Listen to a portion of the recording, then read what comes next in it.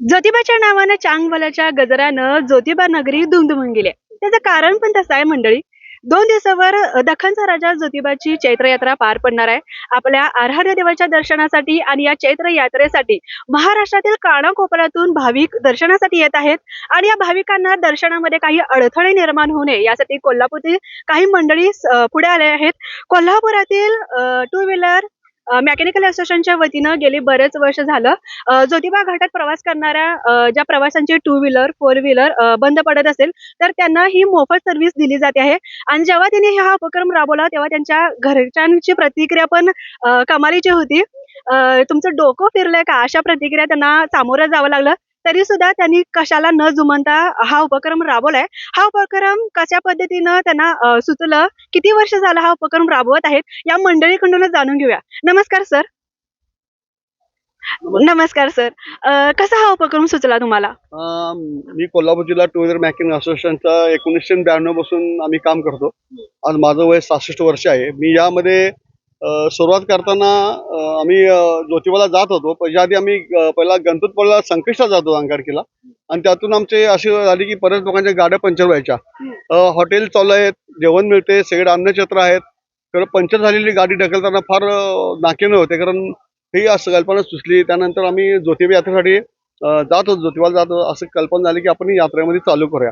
आणि ज्योतिबाला अशी बरेच बाहेर लोक येतात. कारण मला अनुभव आला की पंढरपूर, तुळजापूर, त्या तिकोंड आणि बरंच तिथं कराडपासून ते सातारा, सांगली, हे म्हणजे अख्ख्या महाराष्ट्रातले आणि कर्नाटकमध्ये, जवळजवळ कर्नाटकमध्ये हा निम्मा भाग महाराष्ट्रामध्ये ज्योतिबाला येत असतो. आणि त्यांच्याकडे आम्ही त्यांना विचारलं काय, तर ते म्हणजे आमच्याकडे गाडीची सोय नाही आहे, म्हणून आम्हाला ही टू व्हीलर घेऊन यायला लागते. आणि त्या गाडीवर येताना त्यांचे सगळे मुलं, लहान मुलं येताना ते भाकरी बिकरी सगळं बांधून घेऊन येत होते. आणि गाडी पंक्चर झाली की त्यांना कोणीही मिळत नव्हतं. गाडी बंद पडणं, पंक्चर होणं, हे त्यावेळेला फार मोठे प्रॉब्लेम होते. तर तसं आम्ही चालू केलं, आणि ही आता 26 वर्षी सेवा चालू आहे. आणि ह्या सेवेमध्ये आता तिसरी पिढी म्हणजे आमची या मेकॅनिकमध्ये येत आहे. आमची मेकॅनिकमधली मुलं पण यामध्ये आहेत, आणि ही सेवाभाव मनापासून करतो. आधी ॲक्च्युली 2 दिवस आम्ही आमचे पदरचे सगळे घरातली अवजारं, आमच्या गॅरेजमधले मटेरियल सगळं घेऊन येऊन आम्ही सेवा देतो. रात्रंदिवस सेवा चालू, रात्री फोन चालू असतात, कधी आमचा मेकॅनिक थकत नाही. आणि यातून चांगले अनुभव आले की ते जे गाडीचं काम आम्ही करतो त्याचा आम्हाला अनुभव गॅरेजमध्ये सुद्धा येतो. हा किती दिवस झालं तुम्ही आता चैत्र यात्रा 1 तारखेला आहे. तुम्ही किती दिवस हा उपक्रम राबवताय? आणि त्याच्या आधी 2 दिवस आम्ही राबवतो. आम्ही आता उद्या सकाळपासून ते ज्योतिबा यात्रा संपस्तपर्यंत, तर रात्री जवळ 11:30, 12, 1, 1:30 पण वाजतात, 2 वाजतात, इथं पण आमची यात्रा चालू असते. आणि याच्यामध्ये दो- बरेच अनुभव येतात. 2 दिवस तुमचा व्यवसाय बंद असतो का? त्याचा काय इफेक्ट होत नाही का?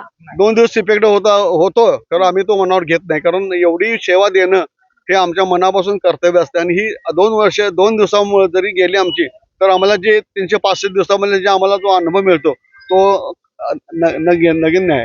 आणि असे अनुभव फार स्वच्छ लोकांना आले, आमच्या सगळ्यांना आलेले आहेत. त्यामुळं आता आमची जवळजवळ 150 लोकांची टीम झालेली आहे. याच्यामध्ये 2-3 असोसिएशन होते, ते त्याच्यामध्ये आता हे आम्ही उपक्रम चालू केल्यापासून रत्नागिरी असोसिएशनने सुद्धा गणपतपुळ्याला किंवा सेवा चालू केली. कराड असोसिएशनने सुद्धा त्यांच्या इथे सेवा चालू केली. म्हणजे आम्ही जे सेवा चालू केलेले उपक्रम बघून हे एक लावलेलं रोपटं आज अख्ख्या महाराष्ट्रामध्ये तयार झालेलं. सर, जेव्हा तुम्ही घरच्यांना असं सांगितलं की आम्ही असा असा उपक्रम राबवलोय, मला 2-3 दिवस गॅरेज बंद असणार आहे, मी लोकांच्या सेवेसाठी जाणार आहे, घरच्यांची प्रतिक्रिया कशी होती पहिला? घरच्यांची प्रतिक्रिया म्हणायला गेलं तर आता सध्या असं आहे की पदरचं खायचं आणि दुसऱ्याची हमाली करायची अशी सध्या परिस्थिती आहे. अशा पद्धतीनं आम्हाला पूर्वी बोलत होते. पण आम्हाला समाधान काय वाटायचं की ज्या भक्ताची गाडी इथं बंद पडली आणि ती गाडी आम्ही त्या क्षणी तिथं घाटात जाऊन रिपेरी केल्यावर त्या भक्ताच्या चेहऱ्यावरचा जो आनंद जो मिळत होता आणि तो बघून आम्हाला जे समाधान वाटायचं, त्यात आम्ही म्हणायचं पुढल्या आता कधी यात्रा येत्या हिची वाट बघायचं, असं आमची ती टीम होती. मंडळी, तुम्हाला एक सांगते मी की हे मोफत काम करतात. मोफतमध्ये टू व्हीलर, फोर व्हीलरचं सर्व्हिस देतात. जेव्हा तुम्ही मोफतमध्ये देताय, त्या समोरच्याला सांगताय बाबा मोफतमध्ये आहे, तेव्हा त्यांची प्रतिक्रिया कशी येते तुम्हाला?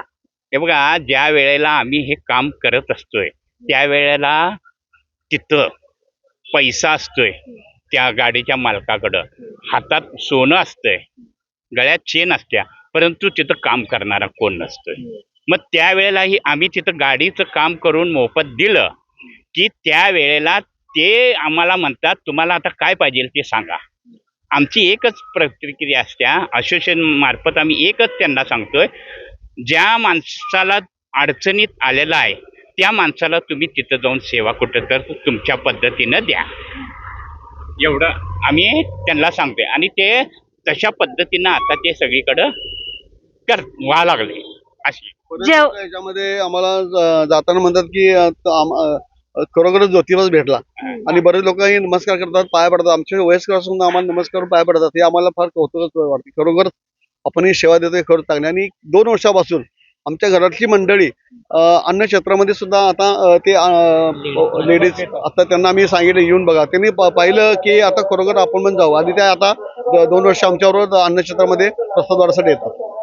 मी तुम्हाला आता प्रश्न विचारते की तुमची टीम किती लोकांची आहे आणि कशा कशा पद्धतीने जी लोक आता तुम्हाला बघायला जर समजा त्यांची 2 व्हीलर 4 व्हीलर बंद पडली, कोणत्या कोणत्या म्हणजे म्हणजे कोणत्या कोणत्या ठिकाणी तुमचं सर्व्हिस असणार आहे? आमचे घाटामध्ये नाही फिरते पथक असते आणि घाटामध्ये 1-1 किलोमीटर अंतरावर आमचे बोर्ड आहेत आणि त्या बोर्डावर आम्ही नंबर लावलेला आहे की या ठिकाणी फोन करा, तुम्ही यायला आम्ही तयार आहे. असं म्हणजे घाटामध्ये फोन आला की आम्ही त्या पॉईंटला आम्ही जाऊन तिथे पोहोचतो. नंबर जर त्यांना सांगितलं तर even. रवींद्र कांडेकरी 94-224 17-6-26, धनंजय सावले 94-230. तुमचा नंबर आहे 94-241-911. नाना गवळे. माझं नाव नाना गवळी, 86-23-93-63-59. घाता कुठं पण बंद पडू दे गाडी, पंक्चर होऊ दे, तर ह्या जाताना आम्ही घाटात बोर्ड लावलेले आहे, त्या बोर्डावरचा नंबर लोकांनी टेप करून घ्यावे आणि तिथनं फोन केला तर आम्ही लगेच सक्षम कोणतीही गाडी असेल ती. 4 व्हीलर असेल तरी 4 व्हीलर असेल तरी आमच्याकडे चांगल्या पद्धतीने कॉम्प्रेसर आहेत. आता आम्ही आमच्या अत्याधुनिक व्यवस्था आम्ही सोय केलेल्या आहे. BS6 गाडी जरी असली तरी आम्ही चालू करू शकतो. आता इलेक्ट्रिक गाड्या सुद्धा आमच्याकडे बंद पडल्या तर आम्ही त्याचं काम करू शकतो. एवढी आमची तयार झालेली आहे की BS6 मध्ये कोणतीही गाडी जर वरती आली तर त्याचे सगळे स्पेशल टूल्स आमच्याकडे तयार आहेत. सगळे ट्रॅक्टर बसून आम्ही पंक्चर काढलेले आहेत आणि कोणत्याही माणसाला कधीही प्रॉब्लेम येणार नाही. त्यांनी अवश्य ज्योतिबा यावं आणि दर्शन घ्यावं आणि असंच कोल्हापूरची संस्कृती वाढत जावी ही अशी आमची इच्छा आहे. तुमची किती लोकांची टीम आहे आणि कोणत्या कोणत्या ठिकाणी हे पथक तुमचं कार्यरत आहे त्याबद्दल जरा थोडी माहिती सांगा. आमचे 2 व्हीलर मेकॅनिकल मधले असोसिएशनचे कार्यकर्ते जवळजवळ 100-150 कार्यकर्ते आता या सेवेसाठी उपक्रमासाठी आहेत. तर आपला उपक्रम कोल्हापूर पंचगंगा नदीपासून जे चालू होतो ते केरलीपासून आपले पॉईंट चालू होतात. ज्या केरलीत आपला पॉईंट पहिला असतो तिथं आपण आपले बोर्ड लावलेले आहेत. आमच्या सदस्यांचे तिथे बॅनर लावलेले आहेत की जेणेकरून भाविकांना काही प्रॉब्लेम आले तर तिथं मोबाईल नंबर कॉन्टॅक्ट नंबर तिथं आहेत. त्या इथून जर ती सुरुवात झाली तर आम्ही प्रत्येक 1-1 किलोमीटरला आमच्या सदस्यांचे बोर्ड लावत गेलेलो आहे. तसेच आमचे गिरोली मार्गे पण आले तर MIच्या मागच्या साईडनं जो रोड येतोय वरती तर तिथं पण आपले पॉईंट्स आहेत. काय पन्हाळ्याकडून जर आले तरी पण त्या साईडला पण आपले पॉईंट्स आहेत आणि तिकडे पण आपण बॅनर लावतोय की जेणेकरून भक्ताला कुठेही त्या घाट सेक्शनात कुठेही प्रॉब्लेम आला, अडचण आली तर भक्ताने आम्हाला एक कॉल केला तर त्यांचा प्रॉब्लेम सॉल्व्ह करतोय. ही फक्त लोकांची एक प्रतिक्रिया अशी येत्या की एक लोक तर मंदिरकडे पण जात नाहीत की तिथं जाऊन गाडीला काय प्रॉब्लेम आला, गाडी आम्ही दुरुस्त करून दिली तर ते भक्त म्हणतात की देवच इथं आम्हाला घाट पडला. अशी ती लोकांची आम्ही प्रतिक्रिया घेतली की ही ज्योतिबा यात्रा तशी यात्रा नसून ही आम्हाला 365 मधली 1-2 दिवस जे मिळतात हे आमची बॅटरी चार्जिंग होत्या. ऍक्च्युली सांगायचं झालं तर ही बॅटरी चार्जिंग होते की जेणेकरून तिथं आमच्याकडे पेट्रोल टूल थोडेफार मटेरियल कमी असते. खरं त्या मटेरियल कमी असलेल्या ह्याच्यात आम्ही भाविकांना चांगली सुविधा तयार करून तिथे त्यांची गाडी रिपेअर करून देऊन त्यांनी जेणेकरून त्यांच्या गावी सुखरूप पोहोचावी हे आम्ही त्यांना सेवा करून देत असतोय. मॅडम, देवासमोर नारळ फोडणं, देवाचं दर्शन घेणं म्हणजे फक्त भक्ती नाही तर संकटात सापडलेल्या माणसांची मदत करणं ही खरी भक्ती आहे, हे या मंडळीने दाखवून दिले आहे. आणि खरंच त्यांचा अनोखा उपक्रम कौतुकास्पद आहे. तुम्हाला याबद्दल काय वाटतं आम्हाला कमेंट्स मध्ये नक्की सांगा. कॅमेरा पर्सन साजिद मिर्जादेसह मी नीता पोद्दार, तरुण भारत, कोल्हापूर.